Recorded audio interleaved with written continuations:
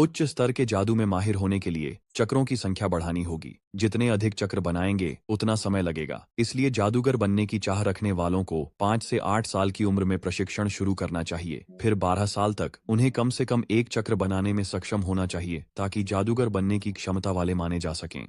कायल अब 13 साल का है, इसलिए जादू सीखने की शुरुआत में थोड़ी देरी हो गई है। सौभाग्य से उसे अपने संसार के साधारण नियमों का पालन करने वाला एनपीसी नहीं बनना पड़ा।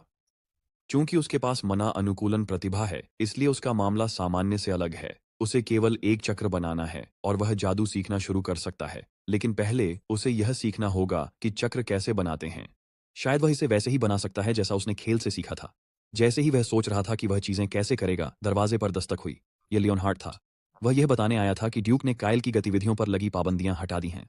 अब उसे कमरे से बाहर निकलकर बगीचे में टहलने की इजाजत मिल गई है, बशर्ते लियोनहार्ट उसके साथ रहें। वह एस्टेट छोड़ नहीं सकता, लेकिन बगीचे में टहलना, जो हर समय कमरे में बंद रहता है, सच में एक आशीर्वाद है।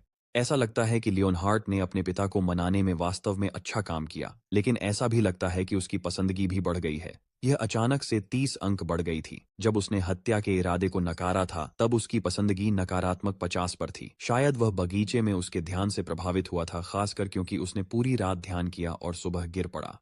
लियोनहार्ट ऐसा व्यक्ति लगता है जो मेहनत और दृढ़ता से प्रभावित होता है। अब जब उसकी पाबंदियां हटा दी गई हैं, तो एक जगह है जहां वह जाना चाहता था। संपत्ति की लाइब्रेरी वह जगह है जहां उसे अपना पहला जादुई चक्र बनाने के लिए सारी जानकारी मिलेगी। इस तरह की मनवा देखना चाहते हैं तो अभी हमारे चैनल पर जाएं और सब्सक्राइब करें। आपको हर हफ्ते नई और रोमांचक कहानियां मिलेंगी। हमारे साथ जुड़े और इस अद्भुत यात्रा का हिस्सा बने। आपका समर्थन हमें और बेहतर बनाने के लिए प्रेरित करता है।